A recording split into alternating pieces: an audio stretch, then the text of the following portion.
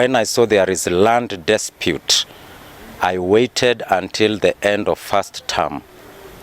I sat with the girls and I told them that they will be going home for holidays.